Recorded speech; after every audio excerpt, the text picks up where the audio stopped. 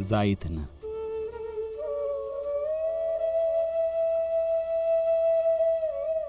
आणि हो, एक शेजारी असण्याच्या नात्यानं एक सल्ला देतोय, ऐक. तू अभ्यासात हुशार आहेस. जमलं तर अभ्यासाकडे लक्ष दे.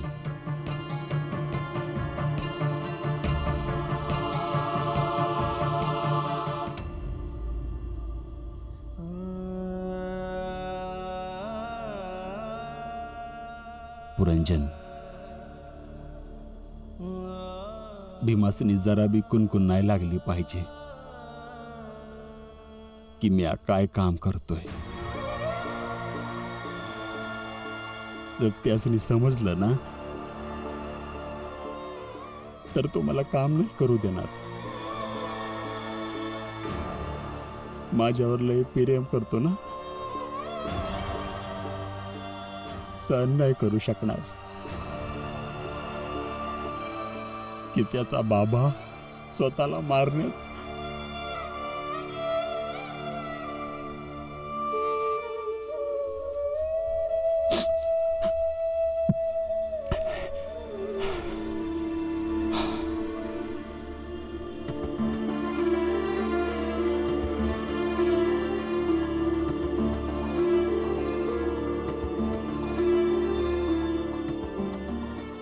ऐका ना, जेवण तयार आहे, जेवायला या इकडं.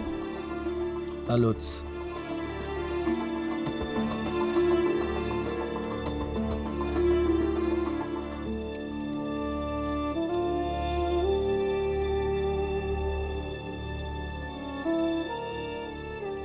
रमा,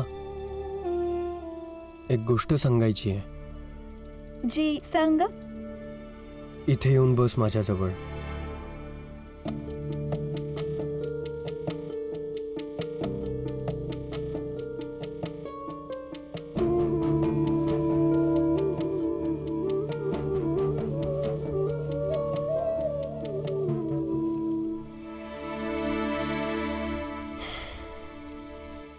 हे बघ रमा, आज ज्या प्रकारे बाहेर लोकांनी बदनाम करण्याचा प्रयत्न केलाय तुला, त्यांच्याकडे अजिबात लक्ष देऊ नकोस. कारण त्या सगळ्यामध्ये तुझी जराही चूक नाहीये. आणि हे जे आगाऊ पैशांची भांडी घेऊन आली आहेस, त्यांचे जे काही पैसे असतील ते त्यांना परत कर.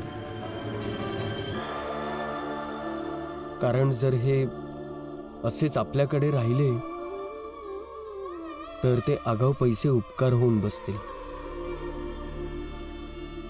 आपण का कोणाचे उपकार घ्यायचे?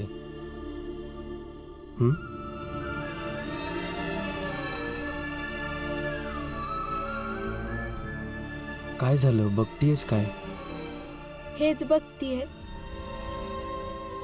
का मला किती चांगला नवरा मिळालाय, ज्याला जगाची पर्वा नाहीये.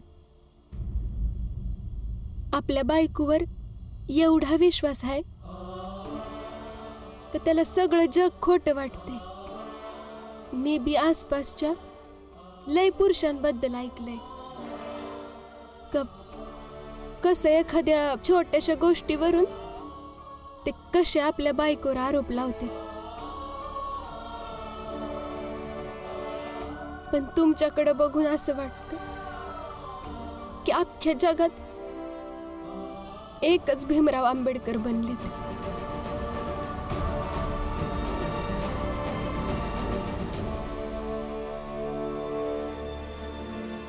असं नाहीये रमा. लोक जर शिकले, सवरले, लोक सुशिक्षित झाले तर फक्त आर्थिकच नाही, त्यांचा बौद्धिक विकासही होईल. तर मग बहुतेक सगळे माझ्यासारखा विचार करतील.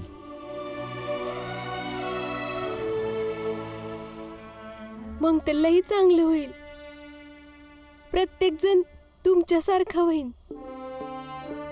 सगळेजण न्यायाची गोष्ट करतील, सगळे इमानदार होतील, कुणी भी उद्धटपणा नाही करणार आणि प्रत्येक पुरुष आपल्या बायकोवर विश्वास ठेवल आणि मग खालच्या वरच्या जातीचा भेदभाव मिटन, सगळे एक होतीन.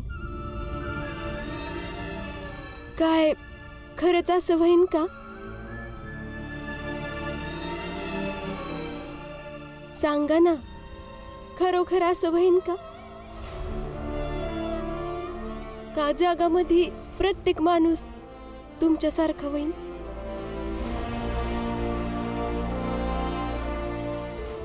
गप्प का हात, सांगा ना. मलाही हेच हवंय रमा, की म्हणावं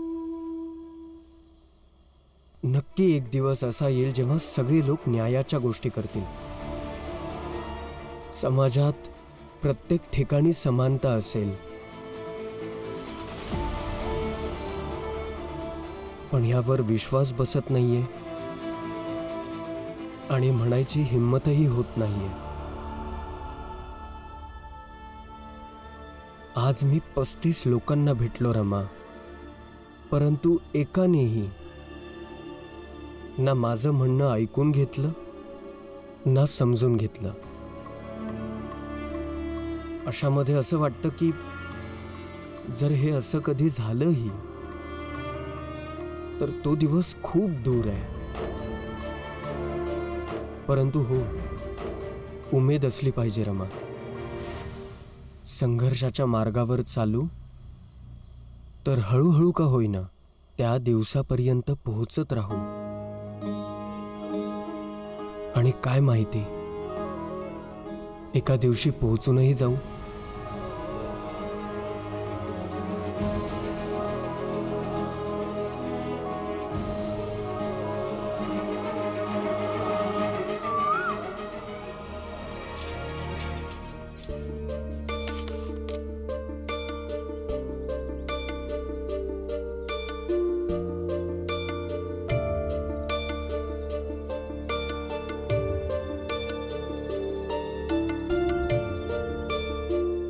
भीमराव,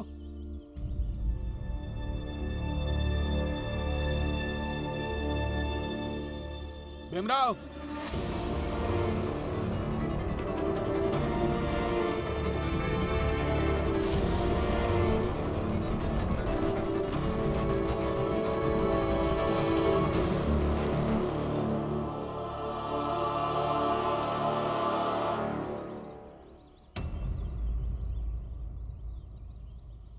फौजदार साहेब, तुम्ही इथे? इथे तिथे सोड भीमराव. आधी हे सांग की किती मुलं तयार झाली? मी म्हणालो होतो की 20 मुलांना शोधून आणेन. प्रयत्न करतोय मी. हो, पण गल्लोगल्ली फिरून लोकांना त्रास देणं बंद कर. काही लोकांनी तक्रार केलीये. जर पुन्हा तक्रार आली तर पकडून घेऊन जाईन. मी कुठे कोणाला त्रास देतोय? मी फक्त लोकांशी बोलतोय, त्यांना समजावतोय. खालच्या जातीचा आहेस. उच्चवर्णीयांच्या मर्जी विरुद्ध त्यांच्याशी बोलणं सुद्धा त्रास देणंच आहे. हा फौजदार साहेब, जरा चांगलं समजावा. जणू याला समजवण्याचा आजारच झालेला आहे. हो हो, आजार आहे म्हणजे इलाज तर करूच आपण. आणि नाही ऐकलं तर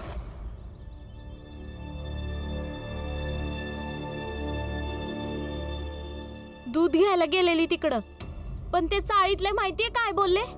म्हणाले की तुझ्याच जाऊबाईचं लफडं कुठल्या तरी परपुरुषा संग चालू आहे. आता काय सांगू आई? हे ऐकून माझी मान शर्मेनं खाली गेली.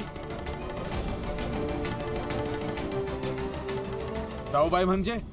जाऊबाई म्हणजे भीमरावाची पत्नी. म्हणजे रमाबाई. फौजदार साहेब, अजून कोण?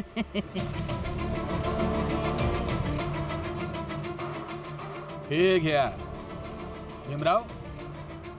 बायकोवर जर असे आरोप लागतायत तर आपल्या बायकोला समजाव आणि जे आरोप लावतायत त्यांची शंका दूर कर. अरे कुठेही मुलं आणि त्यांच्या आई वडिलांना समजावत बसलायस. फौजदार साहेब, चहा बनू? प्यान? चुप. खालच्या जातीच्या घरचा चहा पिईन मी.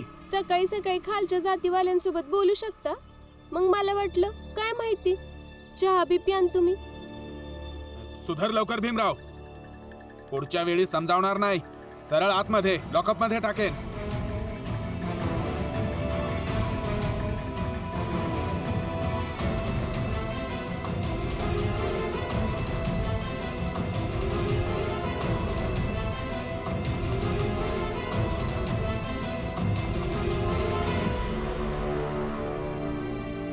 मी जातोय कामावर.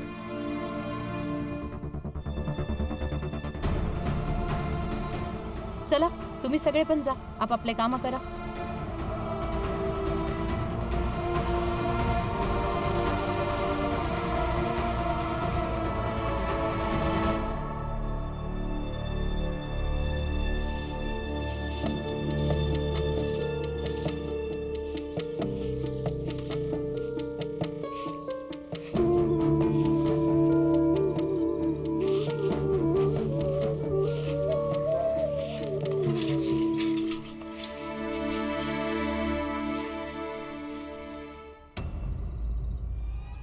रमा तुझी बायको आहे ना?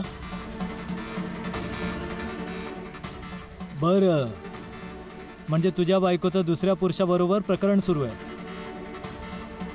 शी शी शी शी, ही तुमच्या खालच्या जातीची आणि अशी कामं करणाऱ्यांची लायकी आहे. नवरा दुसरीकडेच काम करतोय आणि बायको दुसरीकडूनच पैसे कमवते.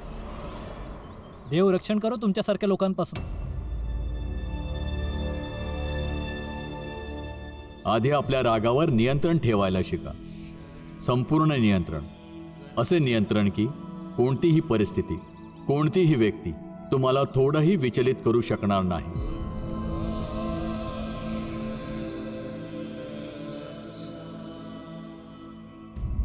अरे भीमराव, तूच आहेस का? हो, मीच आहे भीमराव. आणि रमाबाई माझीच पत्नी आहे. तिच्याबद्दलच तुम्ही बोलत आहात ना? किती निर्लज्ज माणूस आहेस तू. आपल्या पत्नीच्या चारित्र्यहीन वागणुकीचं समर्थन करतोयस. लाज नाही वाटत? अरे हे झाडू मारदा सोड आणि आपल्या पत्नीला सांभाळ. निर्लज्ज माणूस. बिचारा भीमराव. अरे रे रे रे रे रे रे रे रे, बिचारा. पत्नी चरित्रहीन झाली. ईश्वर, का इतका कठोर आहेस? काय दयनीय अवस्था झाली आहे भीमराव. बरं ऐक, माझा काही हात नाही याच्यात. आता पत्नी ती, पती तू. मला काय माहिती की तुम्हा दोघांच्या मध्ये सगळं ठीक आहे की नाही.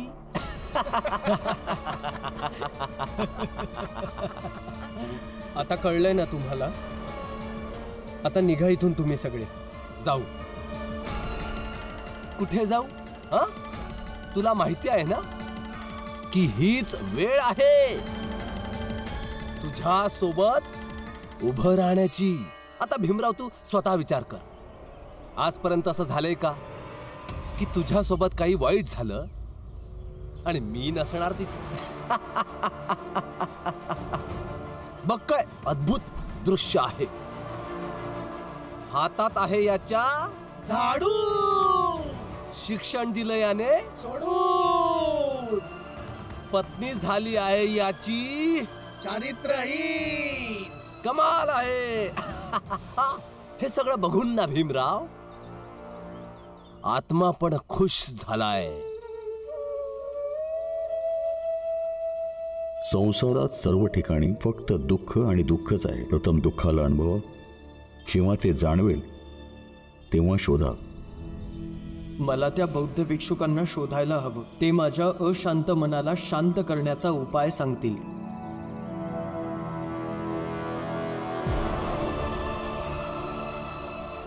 आणि इतका सामान घेण्यासाठी एवढे पैसे कुठून आलं? जिथं काम करते ना त्यांनी आगाऊ दिले. का कोणी परक्या माणसानं पसंतीची किंमत दिलीये? नवरा बायको मिळालेले आहेत. जर नवऱ्याच्याच मर्जीने सगळं काम होते तर काय विचारायचं आणि काय विचारायला जायचं? म्हणजे तुझ्या बायकोचं दुसऱ्या पुरुषाबरोबर प्रकरण सुरू आहे. नवरा दुसरीकडेच काम करतोय आणि बायको दुसरीकडूनच पैसे कमवते. किती निर्लज्ज माणूस आहेस तू. लाज नाही वाटत? अरे हे झाडू मारदा सोड आणि आपल्या पत्नीला सांभाळ. निर्लज्ज माणूस. हातात आहे याच्या झाडू. शिक्षण दिलं याने, पत्नी झाली आहे याची चारित्रहीन.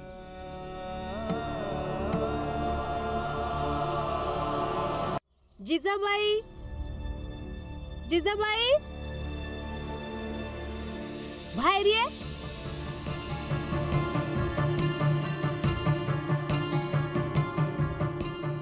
काय झालं? कशी सासू आहे तू? तुझी सून बाहेर रंग उधळतीये आणि तुला काही फरक पडत नाही? थोबाड बंद कर. रमा माझी सून हाय आणि मला ठाव आहे ती कुठे आहे आणि काय करते. चल जा इथून. ती काय बी करो, मला काय? या चरित्रहीन बाईचं लोकांमध्ये राहणं बरोबर नाही. गप्प, अगदी गप्प. चल निघ इथून, निघ. बरं बरं, जाते.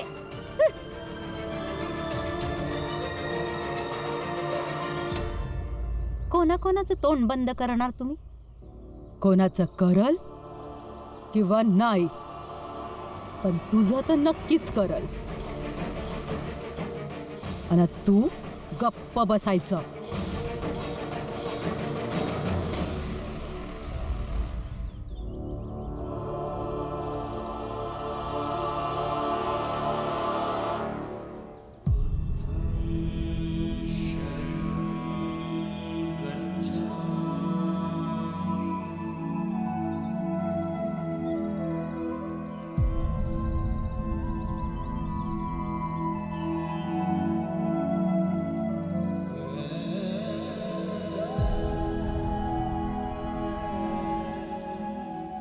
भीमराव, कसे आहात? मन अशांत आहे. खूप त्रासामध्ये आहे मी सध्या. मनाला शांत करण्यासाठी काही उपाय आहे का? जेव्हाही मन अशांत असेल तेव्हा एक सरळ उपाय आहे.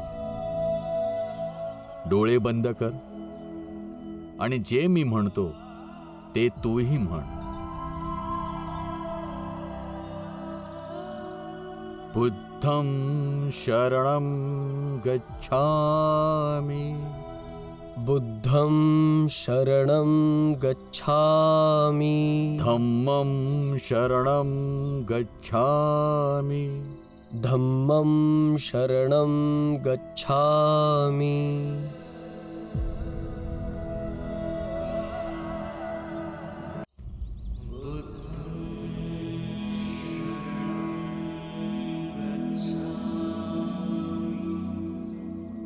आपलं मन तेव्हा अशांत होतं जेव्हा आपण दुसऱ्यांच्या गोष्टीकडे लक्ष देतो. जर आपण बरोबर असलो तर आपल्याला स्वतःवर विश्वास ठेवायला हवा आणि आपलं कार्य पूर्ण इमानदारीने करायला हवं. सोनं चिखलात राहिलं काय किंवा कुणाच्या मस्तकावर, ते सोनंच असतं. तसंच खऱ्या चरित्र्यावर चिंतेडे उडवून त्याला अपवित्र करता येत नाही. म्हणून जग काय म्हणतं त्याची पर्वा नाही केली पाहिजे. फक्त सत्याच्या मार्गावर चालत राहिलं पाहिजे. आणि जेव्हा तुझं मन अशांत होईल तर डोळे बंद करून बुद्धं शरणं गच्छामि चा जप करत राहा. मनाला शांतता मिळेल.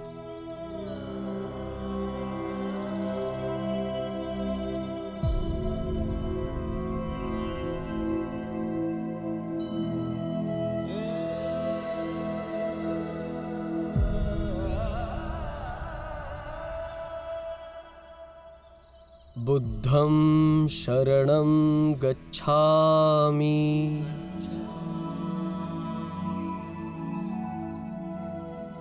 धम्मं शरणं गच्छामि.